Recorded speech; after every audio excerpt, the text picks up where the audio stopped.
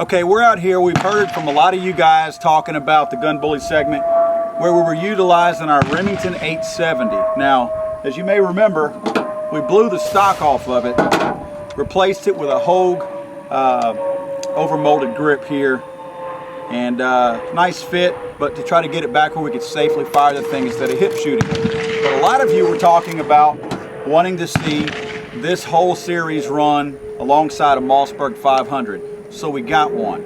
Now, remember, the Remington 870 is a little bit ahead of the Mossberg in our competition, or our Gun Bully segment rather, because we've thrown it out the back of a vehicle, fired it a few times, and if you'll remember, Remington's own 870 is not a big fan of the Remington round.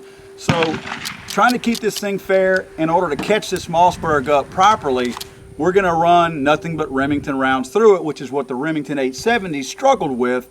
We're going to run all that through the Mossberg 500. So again, just trying to keep things fair and even until we catch this Mossberg up. We're going to catch the Mossberg up to the Remington today, and then from that point forward, we're going to run both these guns side by side until one of them completely fails. So we're going to get started.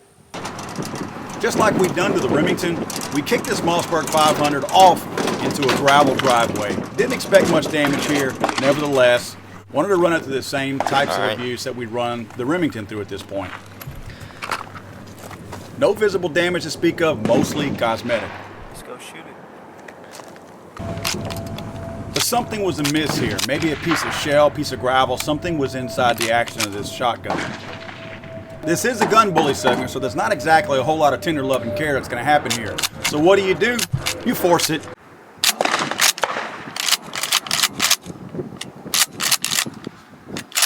Now let's go shoot it.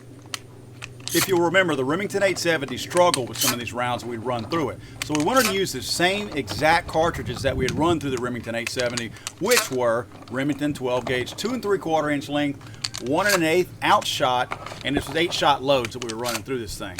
Now where the 870 really struggled was extracting the spent casing out of the throat of the barrel after the round was fired. It really struggled on this. Let's see how the Mossberg does. All right.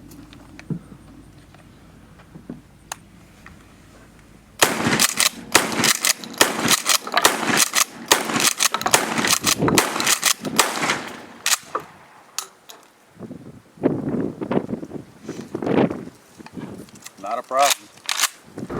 Now, just as we've done with the 870, we wanted to get this Mossberg 500 on an asphalt road, kick it out of the back of the truck at 50 miles an hour. We actually used the Remington 870 to nudge the 500 out of the back of the truck.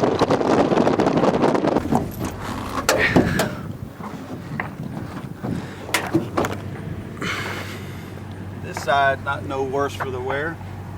Let's see what the other side looks like.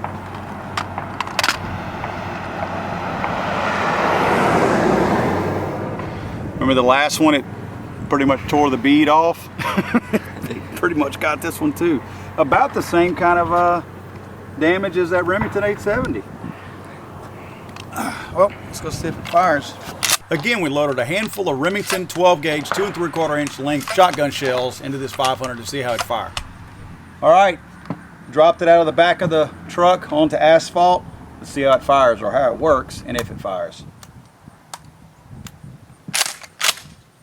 So far, so good. That did not fire. That was a full shell.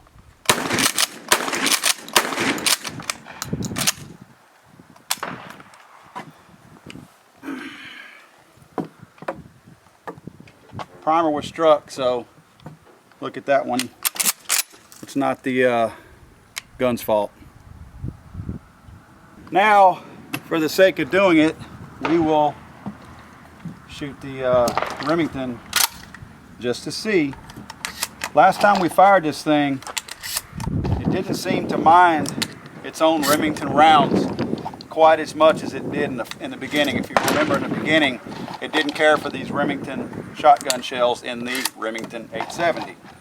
So let's see, and pretty much have these things running neck and neck after this.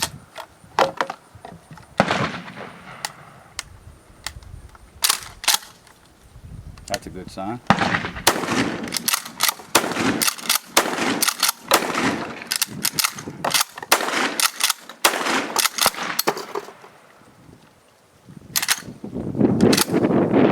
Well, good thing is, it is working a little better than what it was before.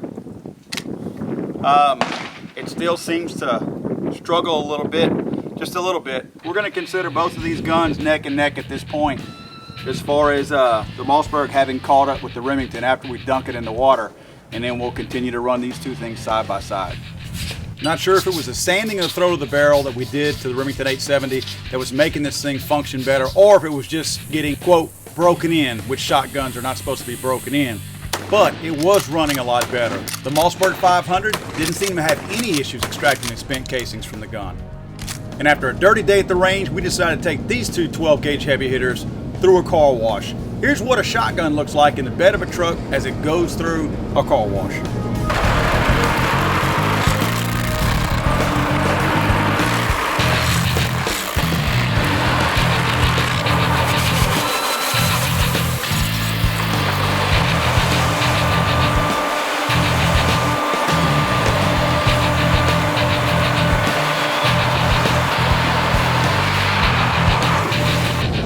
Nice and clean, even got a coat of wax.